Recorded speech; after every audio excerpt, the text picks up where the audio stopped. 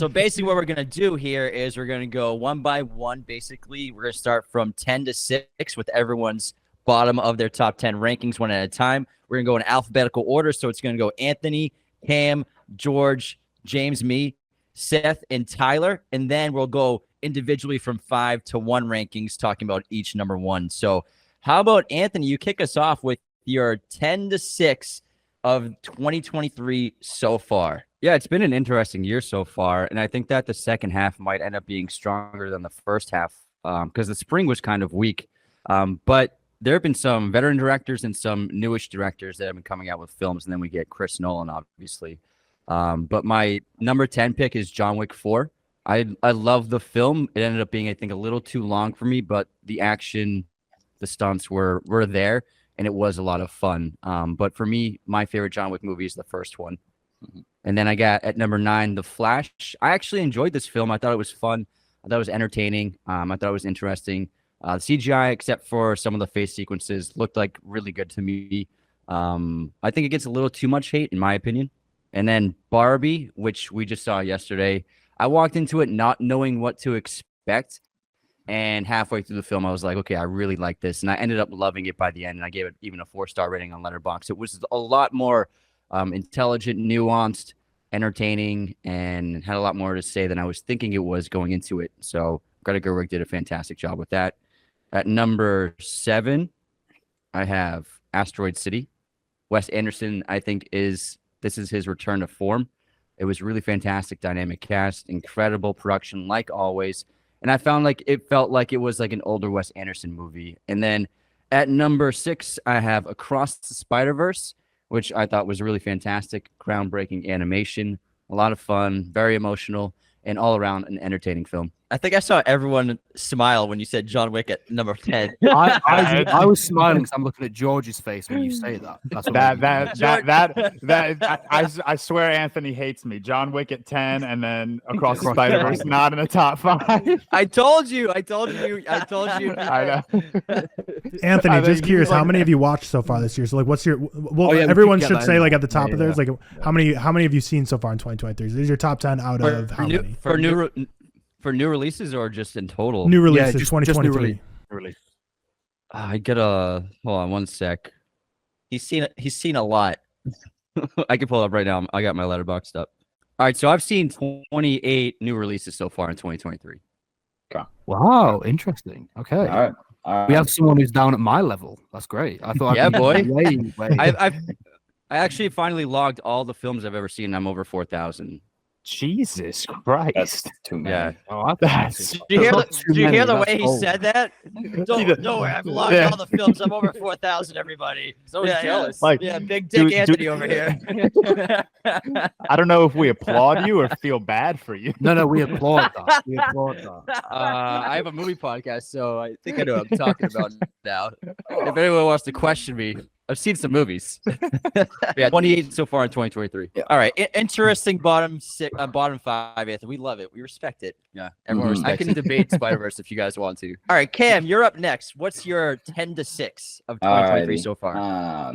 I've seen 41 this year. For those watching on YouTube, you just saw me have a little strongman competition with a twist off paint bottle. But so like I said, I've seen 41, definitely some that I want to see still, but I'm pretty happy with my list so far, and I can stand by it. So in number 10, I have Elemental. I really adored this movie. I think it was a fun time. It's not for everyone. It definitely is surface level at moments, but I did really enjoy it. At number 9, I have Barbie. I think that's where you were at, Anthony, at number 9. So a little overlap there. Barbie, thoroughly enjoyed it. Thought it was hilarious. Probably the funniest movie of the year, and had a lot of deeper meaning to it than I originally thought it would. But I was really really glad I went and saw that one.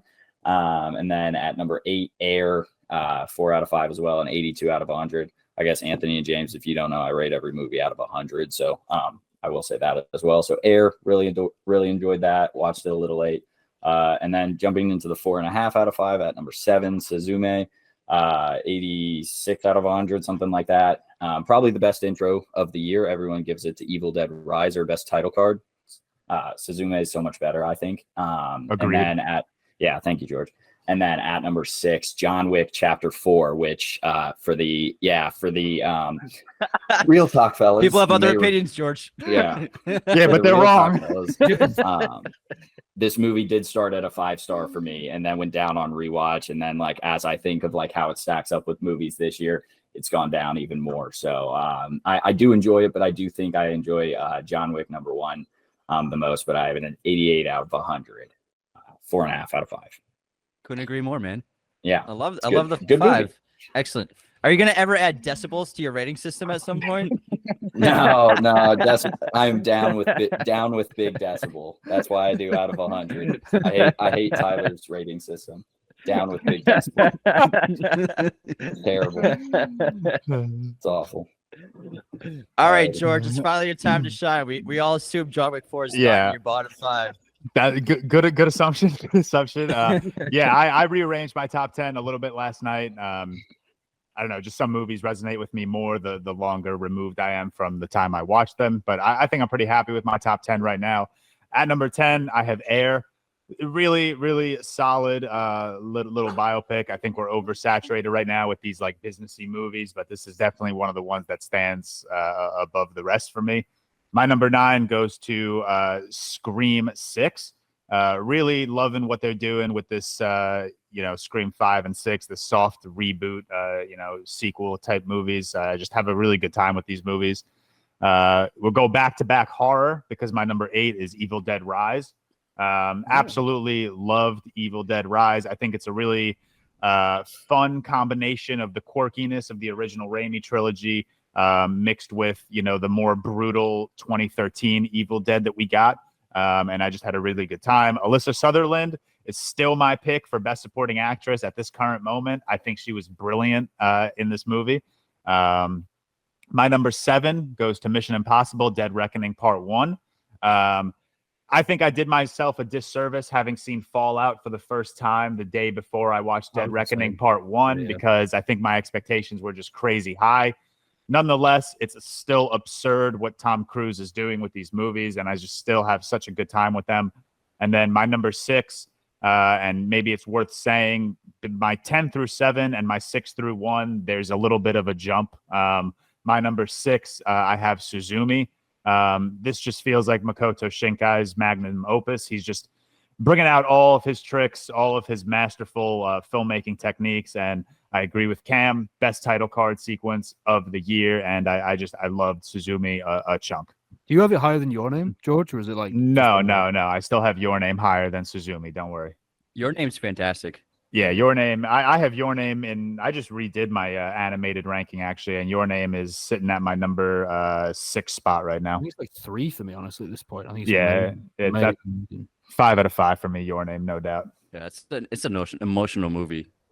All right. Well, thank you so much, George, for sharing your bottom 5 of your top 10. My correct ranking for everyone listening. There's only one correct ranking. It's always George. I didn't hear John Wick 4 on that. Yeah, no, not yet. He has it. All of his top 3 positions are John Wick 4. Yeah. Impressive. All right. Now it's time for my 10 through 6. At number 10, I have Creed 3. I love boxing movies, and the Rocky franchise is so important to me for my youth growing up and falling in love with film. And I think Michael B. Jordan knocked it out of the park with this directorial debut. I think it's awesome.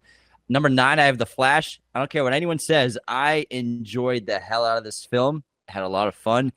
It's one of my favorite superhero movies I've seen the last several years. And I don't care about the hate. I loved it. I had a great time. I love Batman. You do you, bro. I'm going to do me. Number 8, I have Barbie. Like Andy said, we saw it yesterday.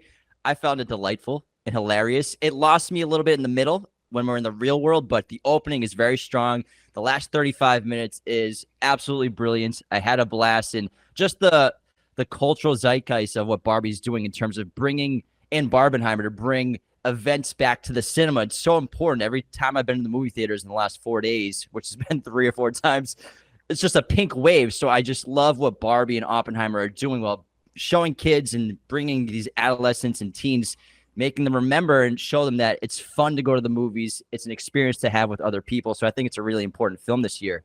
Number 7, I have Spider-Man Across the Spider-Verse. Really enjoyed this. Sorry, George. I know you're probably a little upset. That's about lower that. than mine, by the way. Yeah, I know. I loved it. I had a great time. But it's like the 11th Spider-Man movie. That's why I have it so low, as well as it didn't feel like a great second film because they just took one movie and they're splitting up into two, versus something like a Dune Part 1 where it's specifically made as a Part 1. This was kind of just like a Part 1 on the fly. It didn't have a great for me a fitting conclusion resolution, for me, but I still think it's a great cliffhanger. Very Empire Strikes Back, so I really enjoyed that. Number 6, I have The Man with the Dragon Breath, Shotgun, John Wick 4. So excellent. I agree with Cam. Number 1 is still my favorite John Wick movie, and with me too, man. And John Wick 4 is still an incredible time. I thought it was a little too long, and I also agree with Cam. My second rewatch in theaters, it brought it down a little more for me. It's just the runtime's just excessive, I think, for what it is. The but action I still think it's a great like time. Crazy on the first run, and then the second time when you have the action, it's a little down. It's like, I agree. It's like we get a Keanu knows jujitsu. We get a jujitsu Exactly. the 76th guy this hour, Yeah. but I still loved it. It's 6th in the year. All right, worth it. So that's my 10 through 6 of 2023 so far. Next up, Seth. What do you got? Yeah, so I've actually only seen 30 films this year, so a little bit more than Anthony, I guess, but there's a lot that I've missed, and I do need to watch a lot more. But my 10 is Rye Lane, which I believe dropped on Hulu for you guys and dropped on Disney Plus here. Just a charming, infectious rom-com that I really, really enjoyed. A good, charming directorial debut I really liked. My 9 is Creed 3. I'm a sucker for a sports film, no matter how formulaic they are, which Creed 3 is. I think it was stacked with great performances. I think Michael B. Jordan really did knock out the park when it comes to the visuals. And like I said, combat sports, I'm in, whether it's formulaic or not. And I do love the Creed franchise, especially. I do actually think it's one of the best films in the Creed franchise as well. Number 8, I have Dungeons and Dragons: Honor Among Thieves. I imagine I'll be the only person to have this. I am a big high fantasy fan. It's definitely the funniest film of the year for me. I love high fantasy, and I love the amount of weirdness and infection. I love going on the ride with the likable characters. Number 7, if you guys didn't know this, I'm a big M. Night. I'm a big M. Night defender. So I do have Knock at the Cabin at number 7. I think it was visually inspiring. I think it was thrilling. And I think it was M. Night to a T, which I really, really appreciate because I do really like him as a director. And at number 6, I have one that I don't think any of you will have seen, and that is Blue Jean. Very, very limited release. It's an English film. Powerful indictment of politics around that time in 80s England. A film on sexuality and being yourself. Really, really depressing. Really devastating. Really powerful. Is that the movie made by the Levi's Corporation? I don't know. That was a Blue Jeans joke for everybody. It was a joke. Thank you. That one's so over my head. I was like, what? Right. I think it was a directorial debut by a woman called George or something, British filmmaker. I recommend you all watch it though, because it is really, really great and important, but it's one that it got a very limited release. I don't think many people saw it. I don't even know if it's out in the US. But that is my down. 6. I think you'll like it. I really, really do. I think Sounds it's great. cool. It's I'll really, check it. really Very good. curious. I think that joke went over everyone's head because so many corporations are making movies right now about their random products. So we're all probably like, oh, that makes sense that Levi's made a movie. We're gonna get a about Levi jeans Origins in England in eventually. 1980s. There will be a Levi Origins. Yeah. All right, Seth. Thanks for the 10 through 6. Tyler, you are up. All right, playing a little bit of cleanup hitter here, being the last one to go through. So I have seen 140 2023 releases, so we're up there with the best of them here. And I do just want to say, yeah, I'm built different. You guys got to know. I'm the new release guy. You're like the combined total of all of us. I'm the opposite though. I mostly watch old films. Are you an I'm AI? I think that's You're most me. people. That's most people. That's 99% of people, Seth. For me, I do want to say before I get in, like, I love the Suzume love. It's not my top 10, but I feel like I saw Raiders Boys. You posted I think a TikTok about how it's one of the most successful movies of the year. But I feel like in America, at least, I'm not seeing a lot of content creators talking about it enough. So I love the love from Suzume. Seth, love the Rye Lane love. I didn't even realize you watched that, but definitely love the. Have you love seen the that as show for well? Yeah. I mean, come on, I've seen 140. And only 80 movies that come out. But for me, John Wick, just so everyone knows, John Wick is at 25 for me. So, but getting into my top 10, Number 10, I have 1001. Tiana Taylor gives one of my favorite lead actress performances of the year. This movie is very similar to Moonlight in terms of it follows a mother and a son over 3 phases of life. So shifts through there's 3 big time jumps throughout the movie. And it's just a very devastating and dramatic and real movie.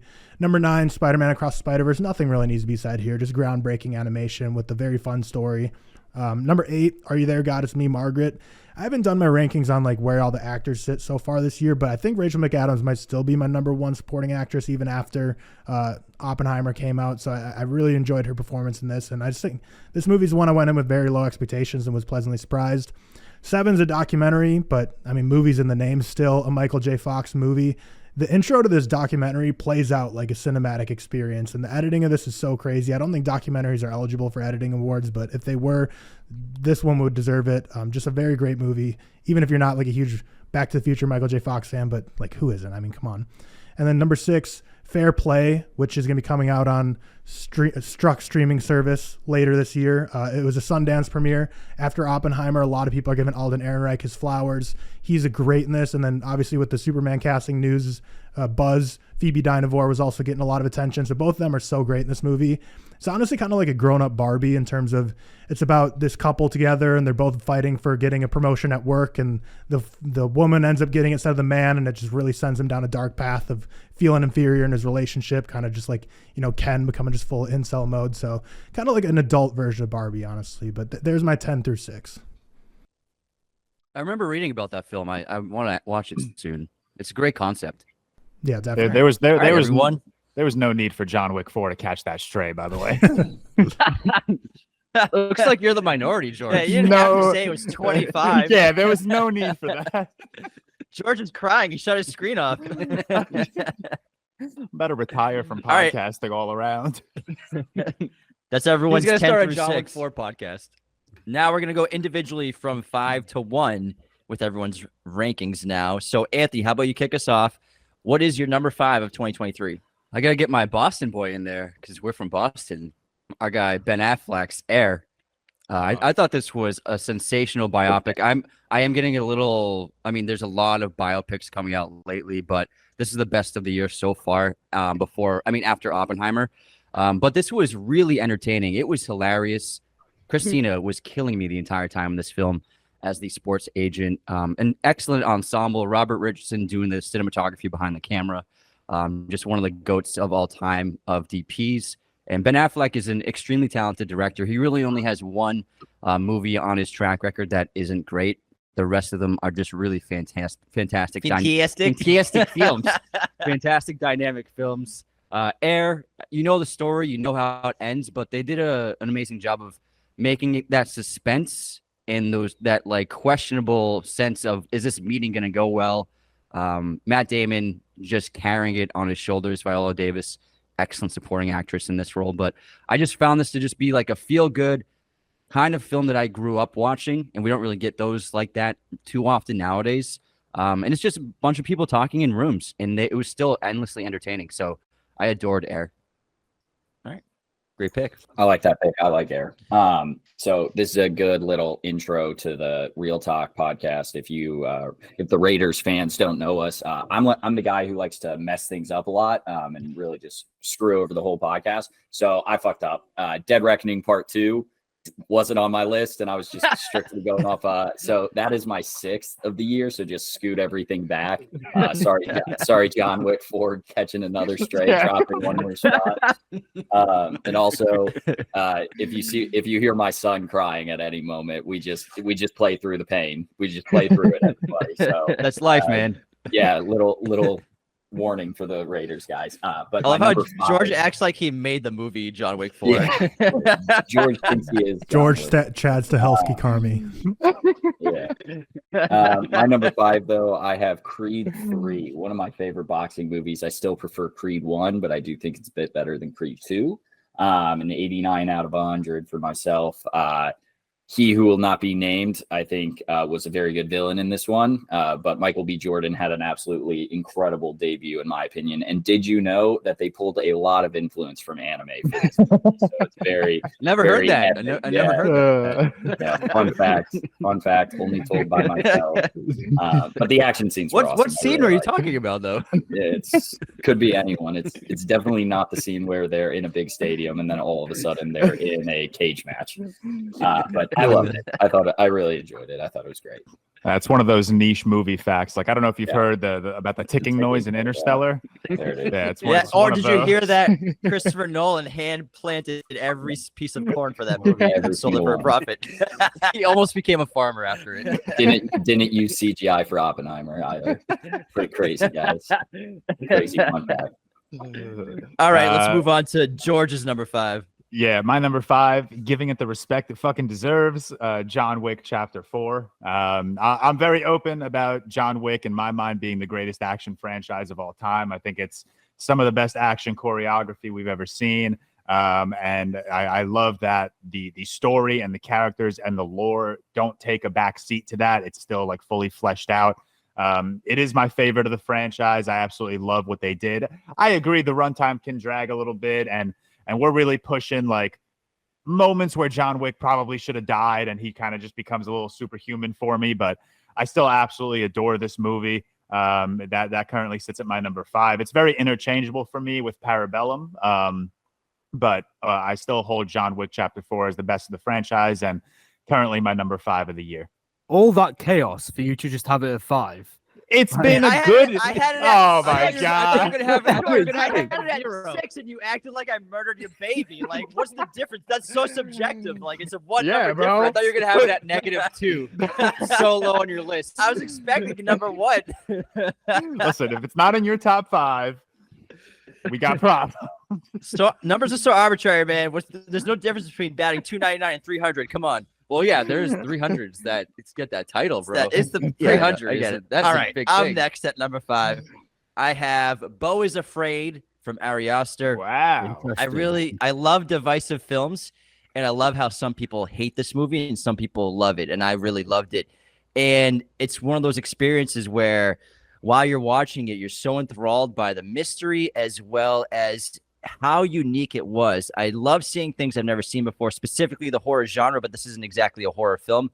But when I go to see an Ari Aster movie, I want to see something I've never seen before, or at least him tweak something. And I think everyone was expecting his third horror film, Hereditary, Midsummer, kind of like contemporary versions of Rosemary's Baby, Wicker Man, you could say. But then Beau is Afraid, he just did something completely new, something completely unique. Biggest budget he's been working with so far. I love the creativity, the imagination. I love how confusing it is, but also all of the underlying themes, which are dense. And he just gave us something that's never really been done before. And it bombed, didn't make a ton of money, but not every director's movies always perform very well, especially filmmakers like him. I'm really excited about it, and I think it'll age a lot better, and I think people will come to understand it more as they watch it throughout the years. I also think Beau is Afraid, like Tyler, you rewatched it, and I think that's something that not doesn't warrant a rewatch, but requires it because there's so much going on. I liked it, but I liked I loved the first half, and then it started to lose me a bit more after the play section. So I'd be keen to see what I think on rewatch, to be fair. For me, Beau is Afraid was one of the biggest jumpers I've ever had on rewatch for like any movie in terms of like, I liked it when I first saw it. I saw it in real IMAX for my first watch and then rewatched it at home, and it jumped like way up for me. I really enjoy the movie. It's at 15 right now for me. So out of 140, like I have it really, really high up. And Beau is Afraid, I really appreciate a lot more on rewatch. When I first watched it, I was like, this seems a little on the nose and I didn't love a lot of it. But my second rewatch, I realized it was a lot more nuanced and intricate than I initially gave credit to Ari Aster for. So definitely thumbs up. Good movie.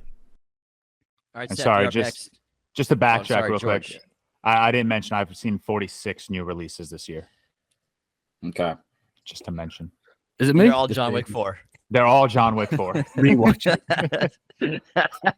Yes, Seth is up. So for me, George, you'll be happy. Mine is John Wick Chapter 4. There we go. So I actually think it's the best of the John Wick franchise. For me personally, I think they escalate the stakes that much higher and the set pieces are that much more extravagant. It gave me such a fun time whilst watching. I will say that I do agree. I think it pushed the length a little bit too long. I did actually quite like the conclusion, but there was a lot of things in there which I think could have been brought down, and it didn't need to be necessarily the 3-hour time length it was. But it also had probably one of my favorite sequences in an action film specifically ever. I'm not huge on all-out action a lot of times. I like the first 2 John Wick films, but I really like the third and fourth. But I think the club scene with what was his name? The big dude.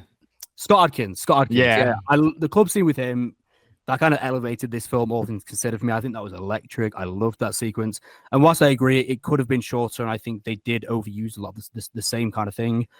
It was just action to the absolute maximum, and the set pieces made it worth it. So yeah, that is my number 5. I have that I haven't been saying my ratings. Everything so far has been a 4, and that is also a 4. Yeah, so all 4 out of 5 so far. I love you, Seth. Thank you. Sorry for that. All right, Tyler. Coming in number 5 for me is Wes Anderson's Asteroid City. So really enjoyed how meta this movie was, and it's a complex movie. It's like a play within a movie, and then you have the on-screen part of the play as well as the off-stage portions. And it's a lot to track and follow, but by the time the ending comes and you get that, especially the back and forth between Schwartzman and Robbie, it just really pulls a lot of the movie together, as well as the dialogue between Schwartzman just backstage with other fellow actors. I feel like it really just pulls together all the themes of this movie. And the thing I really appreciate the most about Asteroid City, or just think is kind of coincidental, is how all of the Wes Andersonification memes and TikToks were coming out right before this movie came out, and everyone's like, oh, this is just exactly how you make a Wes Anderson style. Just do center framing, don't do up and down movements, have cool pastel colors. Then he just drops his most like complex and profound film he ever has. So I just love the fact in my mind that I think so many people from TikTok who had never heard of him before the trend went out to see this movie in theaters and probably hated it. And for me, I kind of just really like that fact that just people that just like only went to see it because they saw some little silly trend and were probably like, this movie stinks. It's like, yeah, you were never really grasping it all along. And Asteroid City, I know it's a pretty polarizing film for a lot of people, but I think he really swung for the fences here, and it worked in a lot of ways for me. All right, Anthony, take us off with your number 4 for 2023 so far. At number 4, I got my boy Tom Cruise. Yes, Mission sir. Impossible: Dead Reckoning Part 1.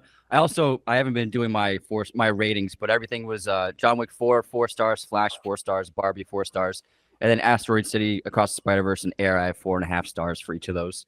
And then Dead Reckoning Part 1, I also have 4.5 stars. I thought it was just exactly what I wanted in a Mission Impossible film. I'm a massive fan of the franchise ever since Brian De Palma's first film.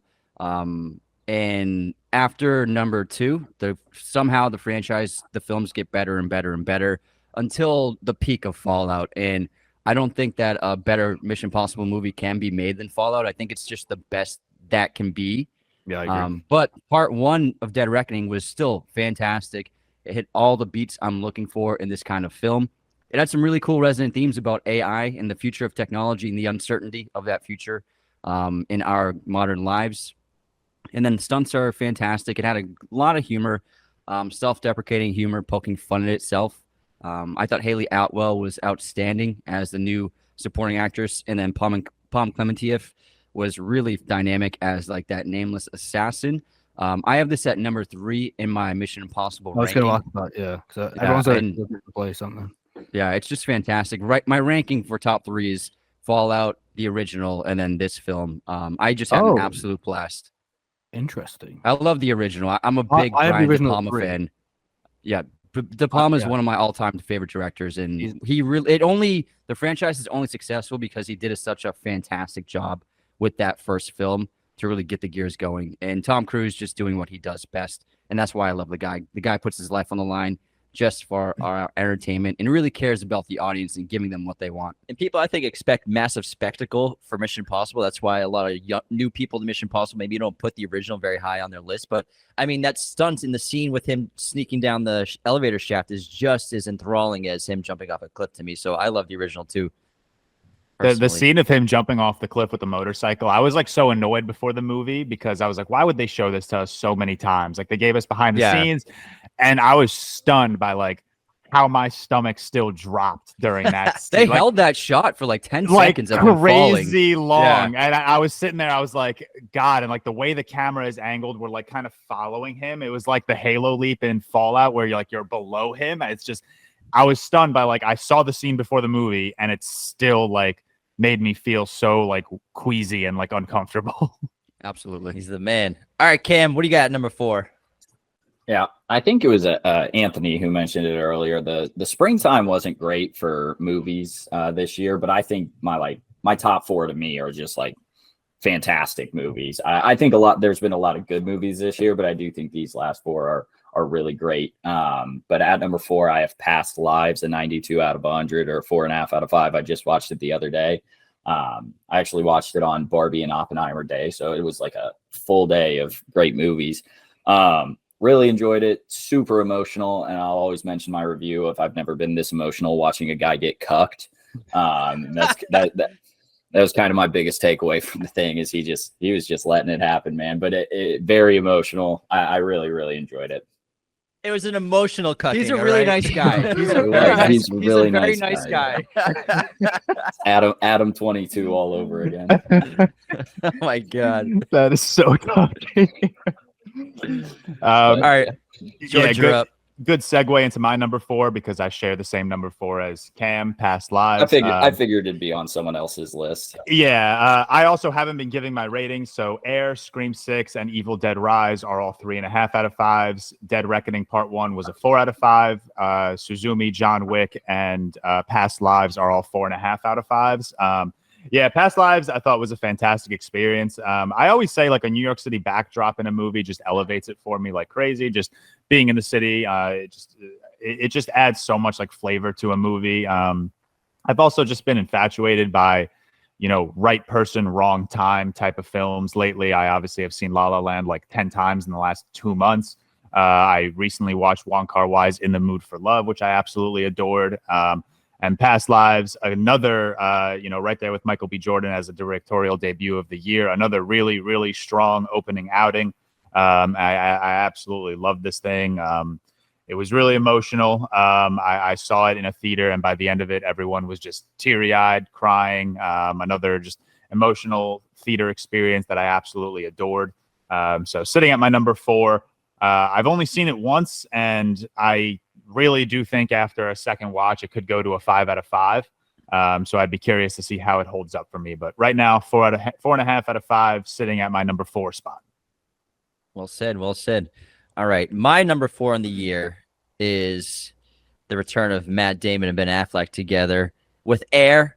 Like you said, George, we're getting so many biopics the last few years. Everything has to be turned into a biopic, like the origin story of mayonnaise, who created mayonnaise. Flamin' Hot Cheetos.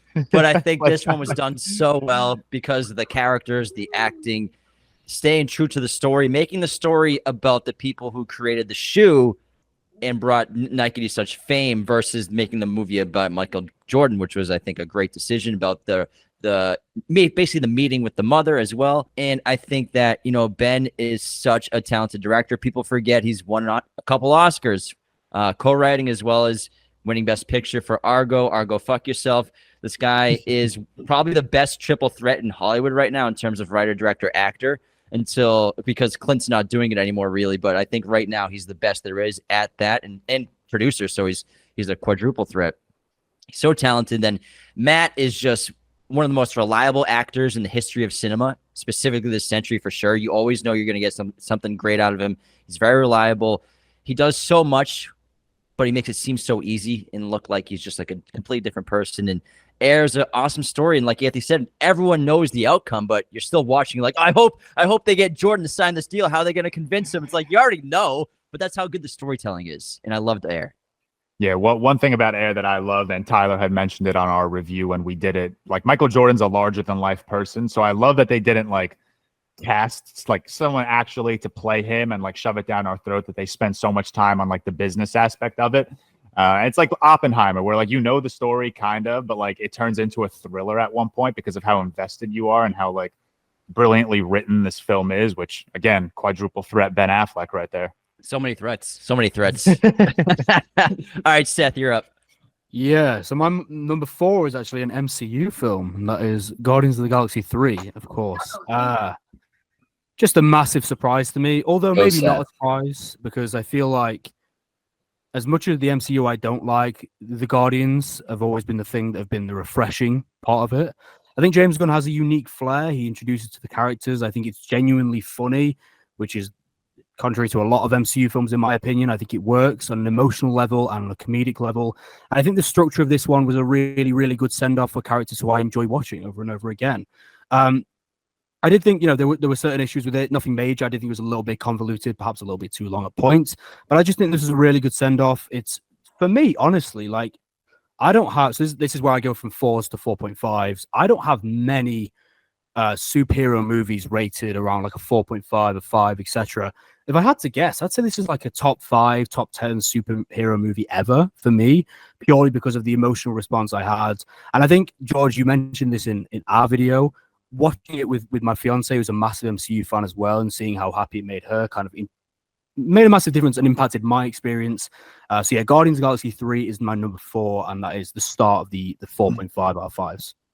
Yeah, that was how I felt watching Barbie with Victoria. Just like the experience of like watching her react to like her childhood and how it impacted Being her. someone you love something is also kind of an impact on you. It's not just about the experience. It definitely elevates the experience for sure.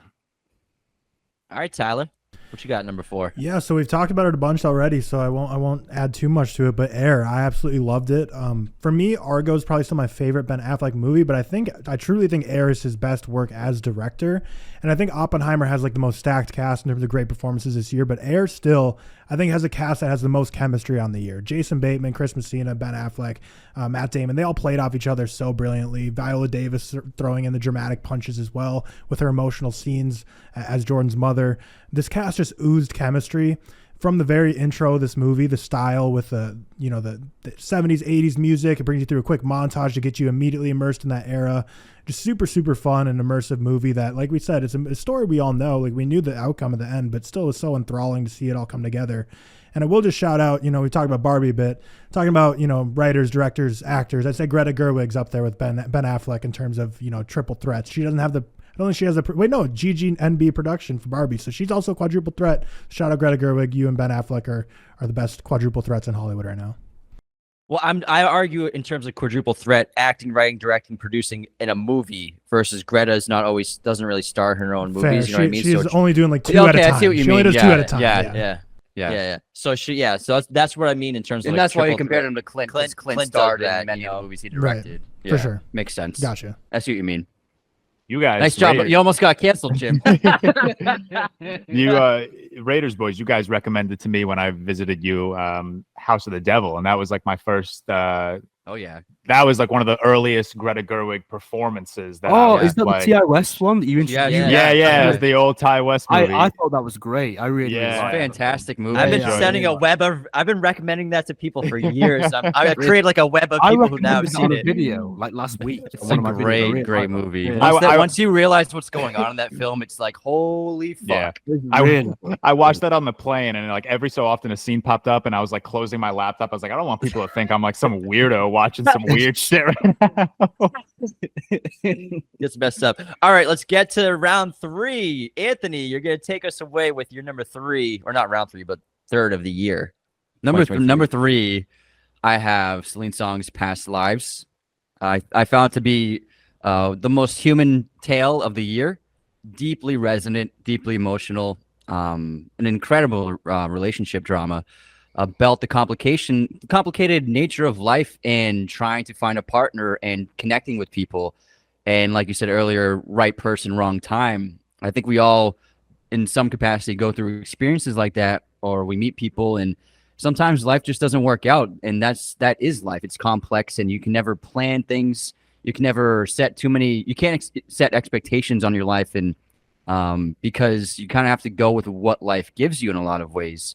I found it to be an incredibly moving film, and the Celine Song, she could have gone a little bit more with a little bit more bite, but she chose a more nuanced approach. She could have gone with maybe the two of them sleep together, and then it complicates things. But I think she wisely chose. She chose to make it just about interpersonal dynamics and more personal than physical. And you can have an intimate relationships with someone without touching them in terms of several months of these two characters speaking over Skype. I love the Skype. The movie, I was like, I know this technology. I was cracking up with the sound effects. And I think everybody at some point in their lives possibly goes through like chatting with someone long distance in some way, and how that can be difficult, how that can be emotionally draining to not actually have that person with you. And also the choices we make in life lead us down a path where we are now. And it's just a very complex film about human dynamics incredibly moving. I just found it to be so well written, so well shot too on film in New York City. I'm a big fan of old New York City films from the 70s and 60s, and we don't get too many films shot in New York City like this, where most of it's in New York City because it's pretty expensive. But I also love South Korean cinema. I'm a massive South Korean cinema fan, so to get this combination of two aspects of film that I love kind of put into one movie, I just found to be absolutely brilliant. One of the best debuts in recent memory, and I hope this gets a lot of awards recognition down the line. I expect it to. Was it shot on film, Past Lives? Yeah. Oh yeah. Oh, I have not seen it yet. It's not out here yet. I didn't know it was shot on film. Interesting. Mm-hmm. Yeah. It's also Steph. it's like very loosely based on Celine's songs, like an encounter she had, Yeah, I similar did hear that, situation, which is why I think she took like the more reserved approach and like not like inflating the story, like Anthony said, like making them sleep together or something. Like she wanted to make it as true as possibly can be. Yeah. Okay. That makes sense because they're so specific that it's based on real life. Yeah. That's a very interesting situation to be like in a bar sandwiched between like your wife and her childhood like lover or like very, very close The person friends. she's destined to be with. Yeah. Yeah. Can be me. All right, Cam. Yeah, moving on. Number 3. I like hid my letterbox list because I did a little reshuffling, so this might shock the ReelTok guys, but it also might not matter to them because it's my ranking and they probably don't care. But at number 3, I have Guardians of the Galaxy Volume 3. This is another movie from this year that I started at 5-star, and I kept at a 5-star, but after seeing another movie this year that I don't necessarily think is 5-star, but I do think is better than this one, a little tease to maybe what my number 2 or 1 is. I moved it down just ever so slightly. So this is a 94 out of 100 now, 4.5 out of 5, right on the cusp. I absolutely love Guardians. I love the MCU, big MCU nerd, if you guys don't know. So this one is one of my favorites. I think it hit the emotion. I think James Gunn just knows how to take these characters and make you care about them. I fucking love it. Nothing bad to say about it at all, but did drop a little bit. All right. George, you're up. Another perfect segue between George and Cam I are just best friends. Yeah, You because guys are holding hands the whole episode. We should. I will say though, I'm on the opposite side of Cam. I've actually recently raised this from a 4.5 to a 5 out of 5 star. After my 5th watch of it, it's impressing me and blowing me away how this movie just hits all of its beats. I've seen it 5 times now. I cried on the 5th watch. I hysterically laughed on the 5th watch. I still adore this movie more and more every single time. I love the unique nature of the Guardians compared to the rest of the MCU. I love what James Gunn does, incorporating the 80s soundtrack and a very distinct aesthetic to this movie that I fucking adore. Diving deeper into Rocket's backstory just killed me emotionally on more occasions than one. I really, really, really adore this movie. It's my number 2 MCU movie right now. Maybe eventually it'll go down to a 4.5 out of 5 again. Maybe my 5 out of 5 is a little bit of bias, but the way this movie makes me feel, I feel like I'd be doing it a disservice not giving it a 5 out of 5 for at least a little bit of time. So if you're watching a film 5 times in like a few months, it's probably going to be eventually it's going to be a 5 out of 5. So right now 5 out of 5 for Guardians of the Galaxy Volume 3, my number 3 of the year. All righty. My number 3 on the year is Past Lives also. And to try to say something a little different than everyone else, but to bounce off George, I love New York films as well, but there's a lot of movies made in cities, Boston, New York City, LA, that don't look good or don't use the city to their advantage to tell a story, but Past Lives does. They use that to create basically another character in the film, just like with Seoul in the film in South Korea as well. And it's a really special film, highly relatable, especially when you see the old technology of like Skype. Technically, that's old technology of Skype and those old MacBooks. And, whether you're in college or you're in long distance relationships, I'm sure a lot of us have been in them. I've been in a few, and just the excitement of being able to communicate with somebody whenever you want, constantly. Technology brings that at first, sort of like a honeymoon phase, but then the experience of technical difficulties or busy schedules and how you fall out of touch eventually, and how the technology becomes a tool against your communication in a lot of ways. And I love films about fate and determinism, and this movie and the story challenges that because it depends on if she stays in Korea. If her family never left South Korea, she probably would have ended up marrying this person and living the cultural lifestyle of her where she would have been in the hierarchy of South Korea. And that's why I love when there are two different types of masculinity. She's like, he's so masculine in like a very South Korean way. He's so Korean, and versus the husband that she finds organically in America.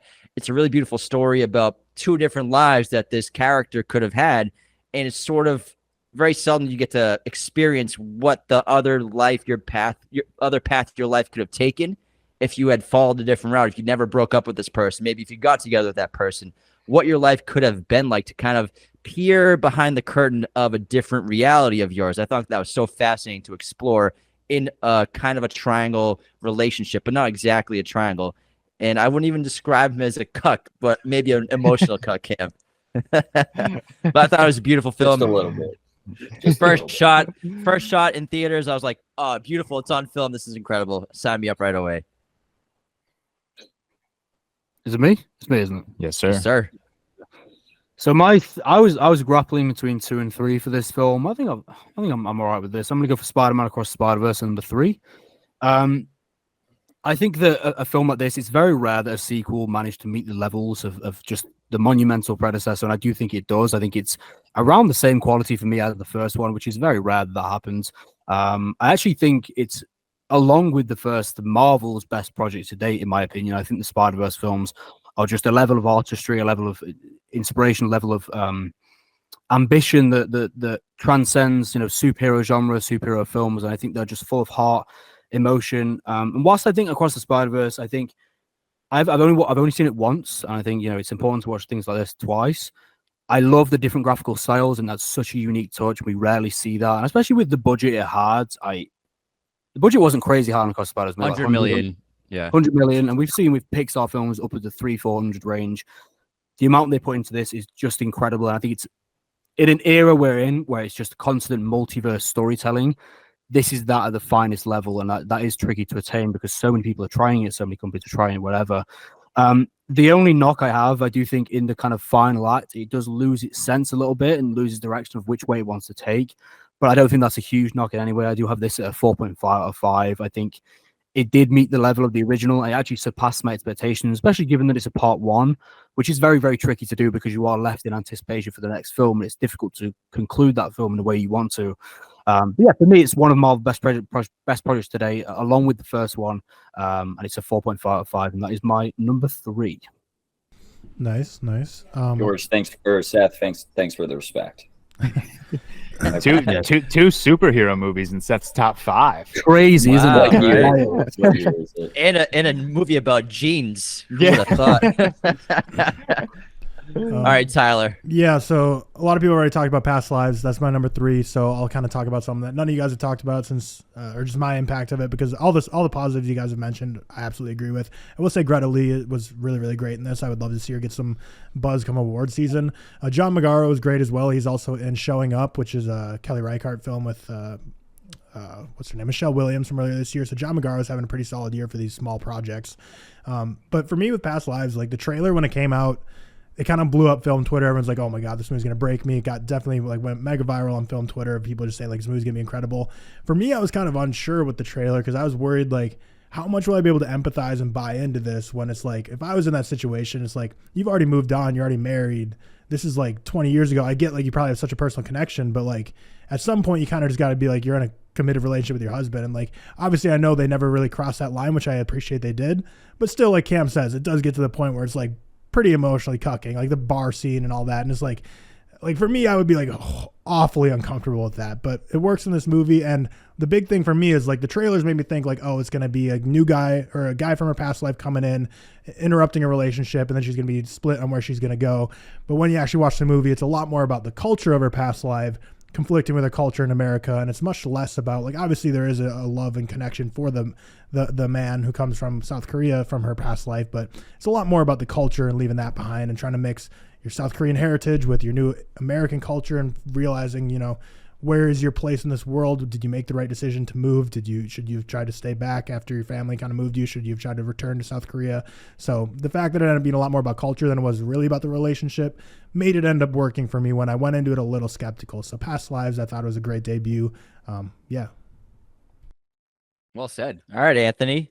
Number 2 of 2023. What do you have? It's time for the top 2. I got Beau is Afraid as my number 2 film. Wow. Wow. I think it's absolutely brilliant and genius. Totally floored me. I love movies that push the boundaries of storytelling and give us something completely new.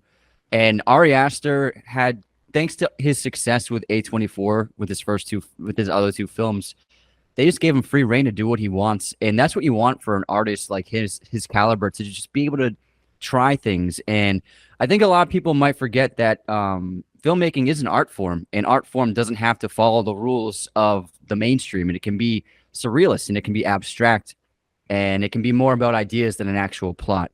And I find this film to be just a series of metaphors, a gigantic metaphor for ideas and themes. And you don't have to make it about, a villain or an antagonist and a hero trying to do something. It can be about more just human ideas and human themes, and expressing that with visuals and with storytelling. And it doesn't have to be what you see in other movies. And for Ari Aster's filmography, I think it's really important for him to step outside of the traditional horror genre and show audiences that he's a lot more than just a horror director, which I think a lot of people might refer to him as. But now I think that he's really evolving. Ironically, he actually wrote this script 10 years ago when he was still an undiscovered talent. So this has probably been with him for a very long time. And I feel like it's a movie that he put everything into. And he really made it work. And Joaquin carries that movie on his shoulders. Plus, it was just so brilliantly filmed. The production design and the rest of the cast is outstanding. And this movie it's basically like 3 different chapters, and each chapter is different from the one before it. And I found myself completely enthralled and speechless by the time the movie was over and the credits were rolling. It is a polarizing movie, and I think that's a great thing, because so it reminds me of someone like David Lynch, where David Lynch, you either love him or you hate him. And a lot of people struggle to find out what the meaning is for all of his films, but that's not the point. The point is just, does it make you feel something? It's like looking at an abstract painting. It's like looking at surrealist art. It doesn't have to make sense, but it, more importantly, doesn't make you feel about things a certain way. And I found this to be the most, in a way, the bravest film of the year that I've seen so far, and I absolutely adored it. I often think that if you're a director and you see your film as polarizing, you've accomplished your work anyway. And I think Ari Aster knows that. Ari Aster makes films for him. How high are you 2 on his previous 2 feature films? I love them. I love them. Actually, so much. Midsummer's my favorite. Midsummer's my favorite. I like Hereditary more, but I think they're both terrific. Midsummer Supremacy. Good work. Yeah, I am actually a bit lower on Midsummer than everyone else. I think Hereditary for me is definitely his best work. But I do actually really want to rewatch Beau is Afraid again, because I think the first hour and a half is so good. And it really depends on what you connect with, because it is so abstract as a work of art. Yeah, it's an interesting pick. I didn't think anyone would have it in the top 5, to be honest. I quite like it. And on top of all of that, you can add in. Oh, my kid's crying. On top of all of that, you can add in a very large penis and give it antlers and just let it stab. Make it a monster. Penis monster. Cool. I think it's the movie's overwhelming, and so I think you need to watch it a couple of times to fully grasp what he's doing. I'll be really curious. Sorry, I'll be really curious coming up on awards season. I could see Beau is Afraid being like a sneaky 4 or 5 nomination movie, especially in like the tech categories. And then given Napoleon coming out, I'll be even more curious to see if it comes out. Yeah. But I'd be even more curious to see if Joaquin Phoenix will be considered for like a dual Best Actor nomination. Because they're 2 huge roles as well. They're 2 huge roles where he's clearly putting the movie on his back. So I'd be very curious to see how the rest of the year pans out in like the Best Actor category, and if people will start taking giving Joaquin Phoenix 2 Best Actor nominations seriously.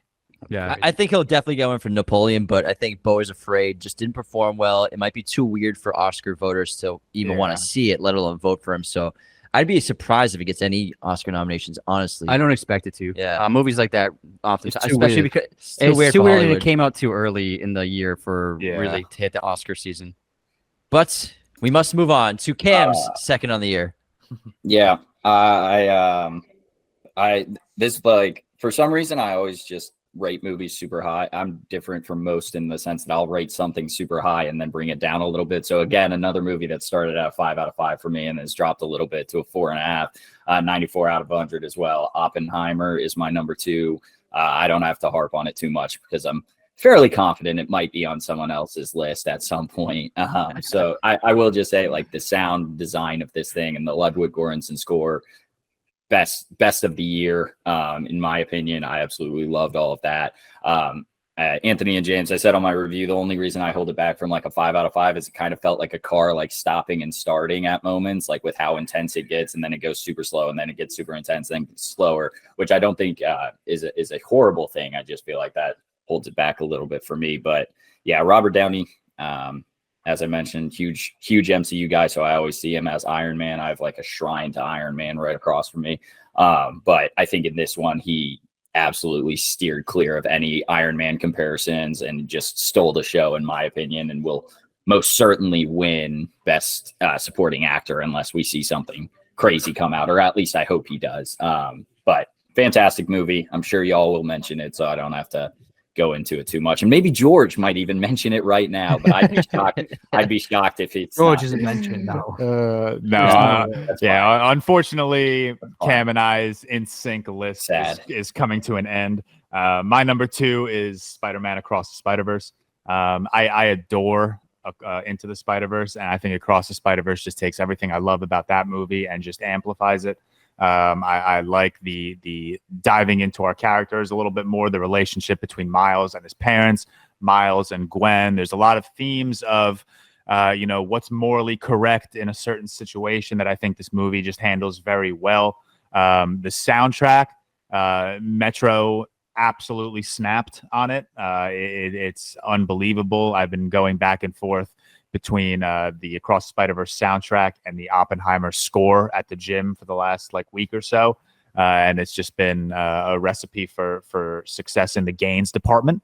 New PR. But no, I absolutely adore Across the Spider-Verse. Obviously, everything that can be said about the animation and the over 250 animation styles. It's been said before, so I don't need to harp on that at all. Again, bringing up awards season, I'll be very curious to see if this gets a nomination for Best Picture. I really hope it does, assuming... I don't think it will it? I don't get it. I don't understand why animation doesn't come up, and I don't know. I'm holding out hope, but I'm really, really hoping, because I think this film, just even if you don't love the story or the characters, the craftsmanship of this film alone, in my opinion, makes it deserving of a Best Picture nomination. So my number 2 of the year, sitting at a 5 out of 5 currently, Across the Spider-Verse. Yeah, I think it's just because same thing with horror. Horror and animation seldom ever get Best Picture noms because I think the Academy doesn't want to dilute the prestige of drama, in my opinion. So if I they think threw some wartime Nazis in it, probably would get nominated. Yeah, I guess. The Academy loves World War II movies. The select films always get nominated. Always. Yeah. Every year. All right, time for my number 2 on the year. I got Mission Impossible Dead Reckoning Part 1. It's everything I wanted. I knew it would not top or technically really match Fallout. That's just a perfect movie. I think the best action movie of the century, possibly. And I was just expecting something pretty close and just to enjoy an incredible time with Tom Cruise for 2.5 hours, which I did. And this movie delivered in every aspect. I think it was maybe the most fun Mission Impossible movie of all time as well. I had a terrific time. And we're huge Mission Impossible fans. We have been our whole lives. So we always get excited and giddy whenever they got a new one coming out. So I'm ecstatic that we have back-to-back years with Tommy C in the summertime, baby, with Ethan Hunt. And I thought it was a really solid part 1 to a 2-parter. Slow start, lots of exposition building because technically it's exposition being built for 2 movies. And I think once it gets going, it's just exceptional. It does not let you go. Seeing this in IMAX was an incredible, sensational experience. The entire audience was in tune with the film, especially on the stunts. When he jumped over the cliff, I'd never been in a theater that was so quiet where everyone held their breath for about 15 seconds. It was such an odd and intriguing experience to sit in and just be with a giant room full of people for that. The anticipation was massive, and they ended it really well. And it felt like a solid ending for a part 1. And once it was over, I was like, can we just hit play on part 2 right now? I'm dying to see the next chapter in this movie. And I can't wait for next year to see part 2, but they delivered. And Tom and Christopher McQuarrie, they are one of the best storytelling duos in Hollywood and in cinema today. And my God, they are so important for film right now and for cinema and for movie theaters. And we need them so much. Where does that land on your? Sorry, George. Where does that land on your Mission Impossible ranking? I put it at 3, so I got Fallout, Mission Impossible, the OG, and then Dead Reckoning. Interesting. No Rogue Nation love. I got that 4. Okay, I'll accept it. Got that 4. Yeah, I got Rogue Nation 4 too. Is it me? Yeah, cool. Yes, Seth. So my number 2 is Asteroid City. It was between this and Spider-Verse for 2. I think I like this just slightly more. I'm a Wes fan. I'm not like a huge, I guess Wes has got like a cult following. I'm not the biggest Wes Anderson fan ever, but I actually recently ticked off a lot of his work. I'd only seen sort of 4 or so of his films in anticipation for Asteroid City, and I think it was just incredible. I think it's, in my opinion, I have it as his second best film to date, just under Grand Budapest Hotel, which is like kind of one I watched as a kid and I hold on to so dearly. I think it's incredible. And I think it was just a nihilistic deconstruction of performing arts, a soulful exploration of performing arts, a look at American traditions as well, which was really interesting. I thought the cast were really, really terrific, especially Jason Schwartzman and obviously Scarlett Johansson as the main 2. It's saying a Wes Anderson film has good production and the sets are incredible is kind of boring now because everyone already knows that's going to be a sole focus.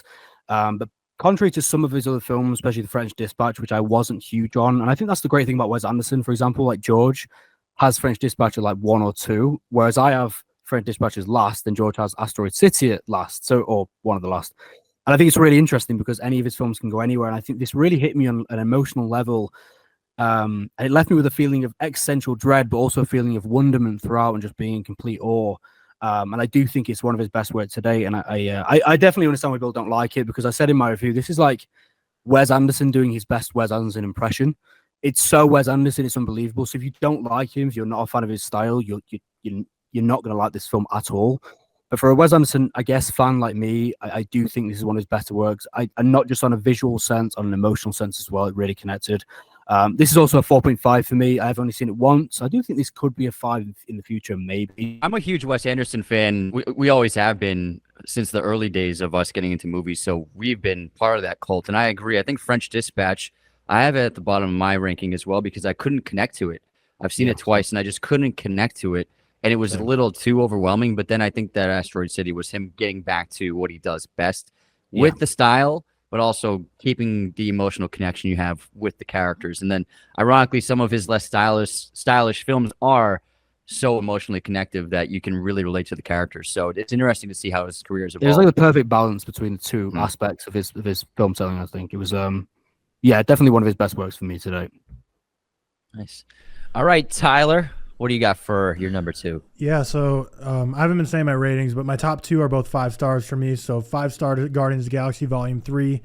Call it comic book fatigue, or maybe I'm just falling out of love mostly with comic book movies over the past couple of years. But this one was so refreshing and brought me right back in. And Spider-Verse is obviously great as well. It was also my top 10.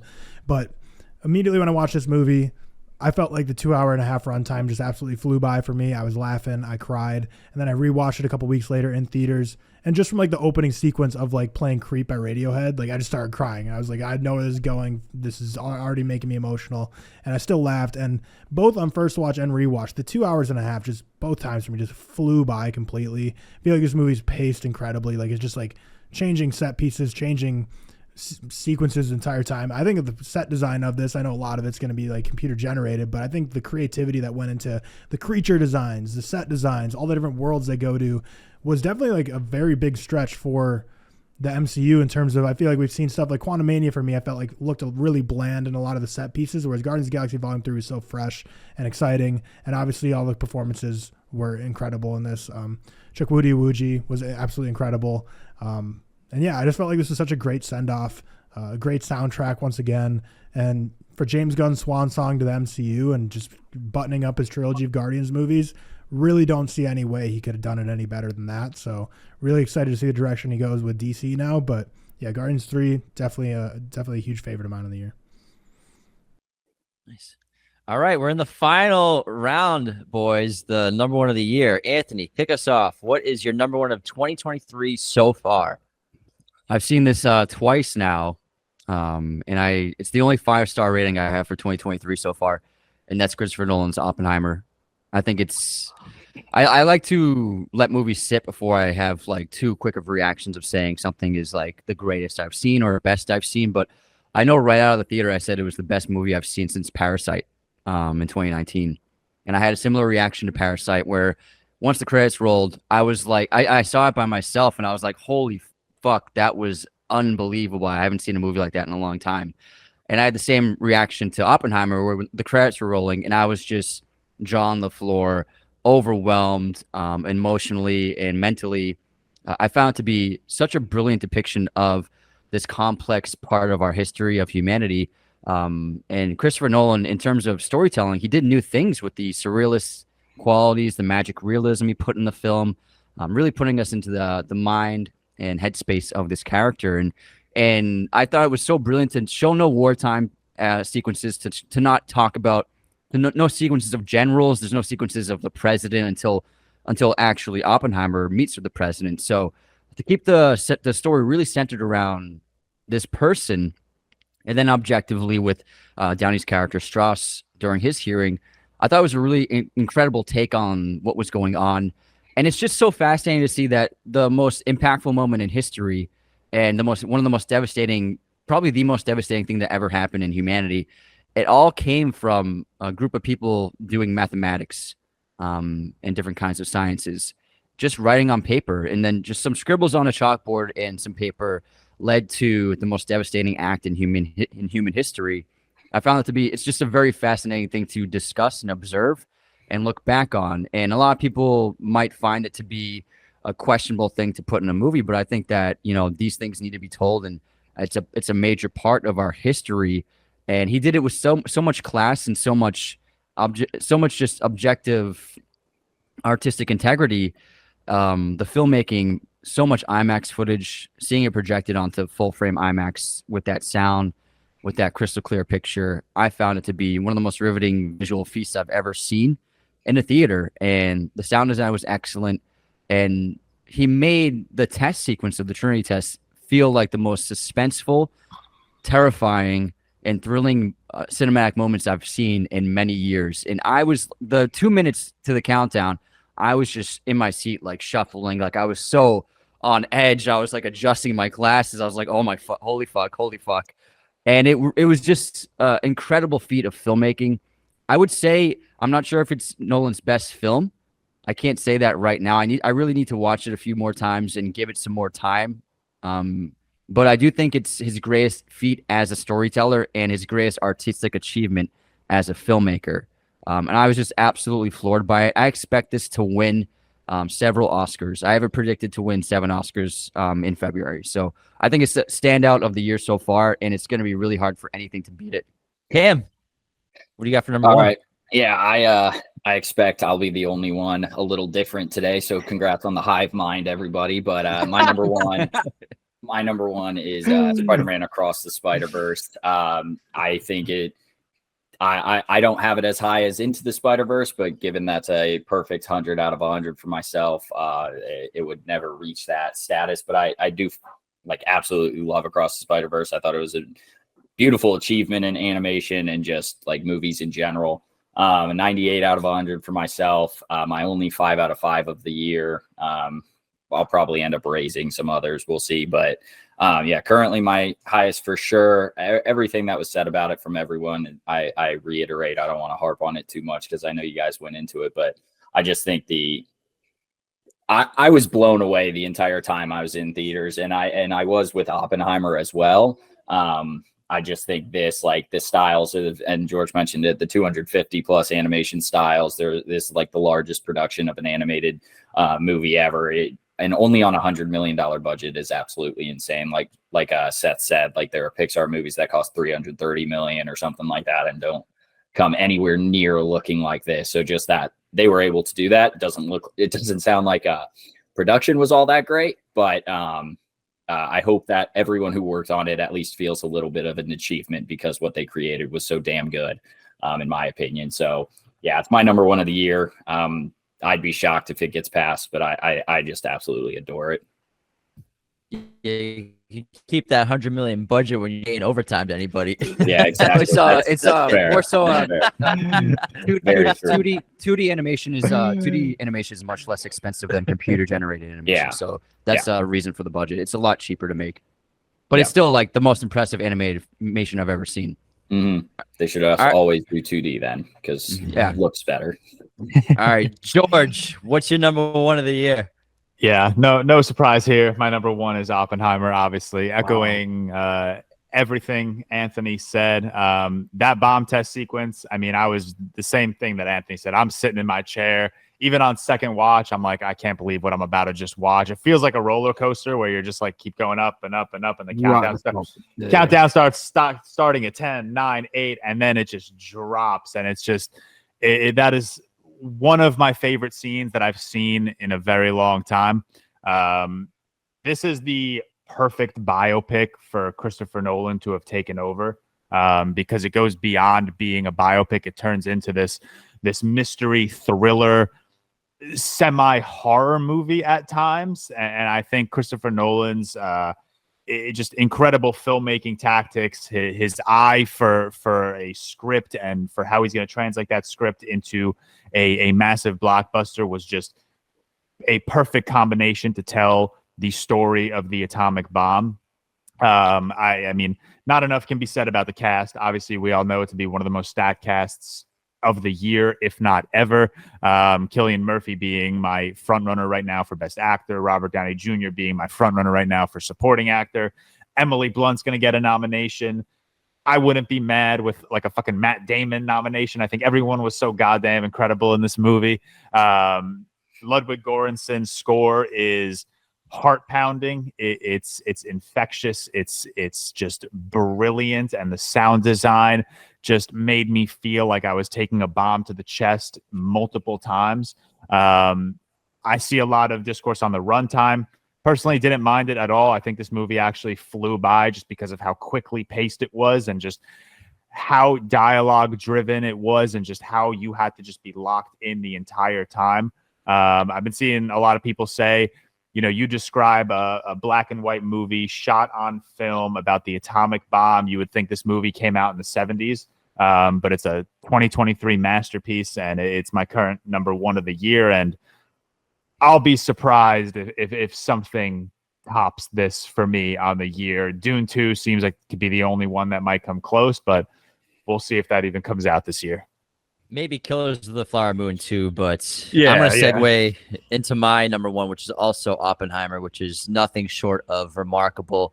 Every aspect of the film, from a production standpoint, acting, writing, editing, everything is the best I've seen of the year, potentially the best of Nolan's career. Hoyt van Hoytema's visuals are astounding, whether we're with the aerial photography or the IMAX portrait close-ups with the 65 millimeter IMAX film, as well as the black and white. But the way that he tells the objective and subjective story in a nonlinear fashion is so complex but digestible because of the incredible editing and phenomenal script that Nolan wrote. And it's astounding to make a 3-hour wartime epic about Oppenheimer, the physicist who directed the Manhattan Project.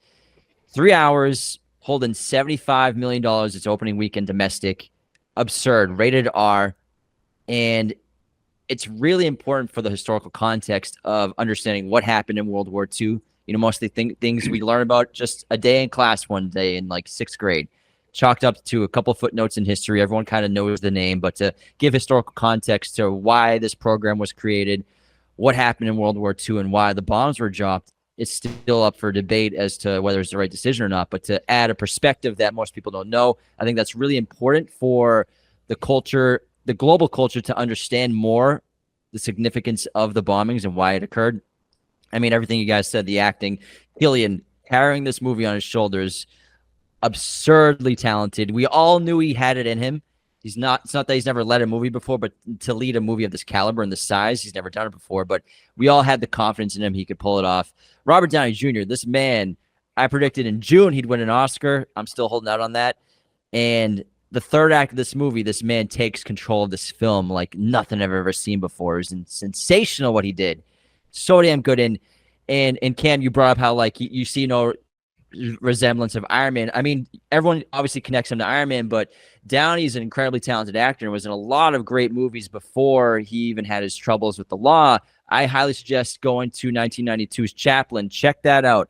It's the best performance I've seen him do since Chaplin. Obviously, I love him as Iron Man, love him as Sherlock, but Downey in Chaplin is another exceptional performance of his. He got nominated for supporting actor. I think he probably should have won that year.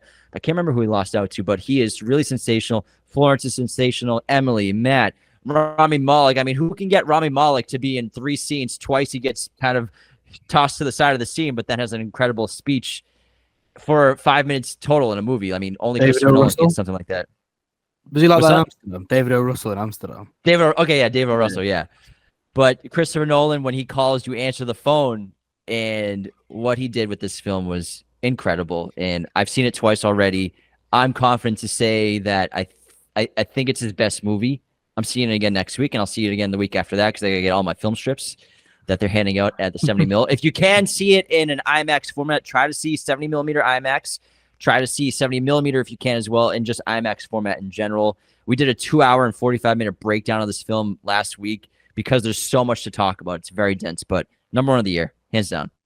Yeah, so I'm going to be a sheep again. I'm going to say Oppenheimer is my number 1 of the year. Surprisingly so, I would say. Maybe not at this stage, but I remember going into it, and I think it was George who said, if there's a Nolan film that you'll love, it might just be this one. And I actually read in my rankings this morning of Nolan. I think right now, as of one watch, this sits around second in his filmography. I think it was a film on an unbelievable magnitude. I think regardless of its technical aspects, which were just incredible, I think it was a technical marvel because he works with the best guys, cinematographers, the sound, the bomb test sequence. We said this on our podcast yesterday. I tweeted about this after I genuinely thought I was going to die of a heart attack. It was crazy. I've never been so, my heart was just pounding like mad. It was just so intense. And I think this film is a credit for not only Nolan's ability to tell stories, because that has been my slight issue with him before. I'm one of the people who does think his writing is, I think it's good, but I think it's weaker than his ability to produce a technical marvel. I think this showcased, like you guys said, Nolan at his best in both areas of him doing this film. I also appreciated further than that the narrative was so compelling in that it took, themes of morality, bureaucratic themes, and just showcasing so many different points of views. The acting, as you guys said, was just incredible. And I think I also appreciate massively that Nolan, I said this on our podcast yesterday, it's very hard to make a film like this, which does have its political undertones. Western films, a lot of the time will take political biases, and directors and filmmakers will take a certain political bias, and they'll lean a certain way. I do actually think that Nolan successfully led this film unbiased as he possibly could, and didn't put his own views in there. And that might sound like a small thing to listeners, but you'll see so many films which do lead a certain way, especially American and Western audience films. And I do think the whole thing resulted in just a visceral, dramatic experience that is easily one of his best films to date in my eyes. And it was just so impressive to see him showcase why he can produce such a technical marvel, but also show him how he can write a really, really compelling story and do his extensive research to get it, exactly as he needed to produce the best, to direct the best film about Oppenheimer as possible. Literally, so this is a 4.5. I haven't found a 5 for me yet, but maybe on rewatch, who knows? I'm still holding out for Napoleon being my number 1 most anticipated of the year, but we'll see. Ridley, you never really know. He's very hit or miss a lot of the time. But the only issue I had is I do think there's 15 to 20 minutes in the final act that kind of flows illogically and wants to find the twist, which Nolan is really good at. It's just not my favorite thing personally, and it's a little bit nonsensical, but I think this is as close to a perfect Nolan project as possibly can be. And I think this, on another watch, I think this actually could be my number 1. Number 1 being Interstellar right now, but I think another watch, this probably could take that over. I think it surprised me. I knew it'd be good, but it surprised me how well he did with this. So that is my number 1 of the year at a 4.5. Yeah. All right, Tyler. Yeah, bad and cleanup means a lot of people have already talked to Oppenheimer, but I feel like this is just such a dense movie. I still have a lot to add that we haven't covered. So basically everything you've already said, score, the production, all that, echo it completely. But yeah, I'm actually going to be going to see this again later today, which for people listening means I'm going to go see it again 8 days ago. So suck that. How do you like that nonlinear storytelling, Christopher Nolan? Like you said, when Christopher Nolan calls, you answer. In Matt Damon's case, when Christopher Nolan calls, you put your marriage in jeopardy. But that's just what Christopher Nolan's able to do. He's able to just go out there and get people to go do his films no matter what. Cast members that we haven't talked about yet that I really love, Josh Hartnett. When the big cast of 30 people was announced, you never really knew, like, okay, how much are each of these people going to get? Josh Hartnett's kind of had an up and down career in Hollywood, and he was definitely one when they released the cast of like 30 people. I was like, okay, he's going to be one of the more minor roles, but he got a huge part in this movie, and I thought he did exceptional. And then Jason Clarke was exceptional at making me just hate him so much. Like the main kind of interrogator to Oppenheimer in those court or hearing scenes, like he just made me so furious, and he just did so well at that. And one thing that I really appreciate as I went into Oppenheimer blind in quotes in terms of I knew high level overviews from history class, but didn't dive in and research before the movie because I prefer to see it blind, research it a bunch after, and now I'm going to go in with a refreshed take into it. This movie is crazy realism, and he stuck to the realism to a T. So like the poison apple, 100% happened. Him not being good in labs, more of a theoretical guy, absolutely true. The whole Einstein qualms, true. The conversation with President Truman sounded so comedic and bizarre, but that's literally verbatim. Like President Truman literally like laughed him out of the room, being like, suck it up, like this isn't your problem. Like I was just fascinated researching this after the fact of how much Nolan pulled straight from history, and I really appreciate that. My favorite intro and favorite ending to a Nolan movie ever. This has like a different layer to me because I'm an engineer, and like engineers in America get swooped up like crazy by defense contractors. So I've been in interviews with companies like Lockheed Martin who have literally asked me in interviews when I was in college and said, do you have any moral issues with intercontinental ballistic missiles? And it's just like when you're a 20-year-old in college looking for a job to get money, how do you even answer that? Like, how do you even answer a question of that magnitude? It's just a kid in this world. And it's just crazy, like with that perspective of what the defense industrial complex is, it's just a whole different layer to this movie. And then the last thing I'll say is just Christopher Nolan's trajectory of his last 3 films is easily the most interesting 3-film run of his career for me, and I'm super excited to see where he goes from here. We had Dunkirk, which was way different than what people expected. It wasn't a bombastic war epic. It was a lot more grounded and emotional, which was really kind of a deconstruction of what we are used to from war epics. Then we had Tenet, which was really a kind of a smoke and mirrors deconstruction of what the modern action blockbuster is. Everyone's been saying for years now, not just recently with the interview, but years people have been saying they want Christopher Nolan to make a James Bond movie.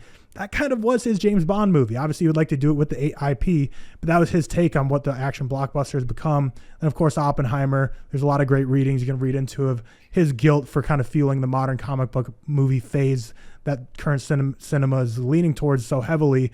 So the last 3 films, I feel like, are just super meta from Christopher Nolan, and I think his writing is getting stronger with each project, and this is probably the best written project for me. It's number 2 right now to The Prestige, but that's more so that movie just holds such a great place in my heart, so it's kind of just more the emotional attachment to it. But after I see it again today or 8 days ago, it could raise to my number 1. This is a 5-star movie through and through. Can't wait to sit through Josh Peck holding his finger over a button for 20 seconds and have my heart explode again. His hand's shaking. Oh my God. Prestige is a great number 1 to pick for Nolan. Yeah. The Dark Knight is better. All right, boys. Wow, we wrapped up our top 10 rankings of 2023.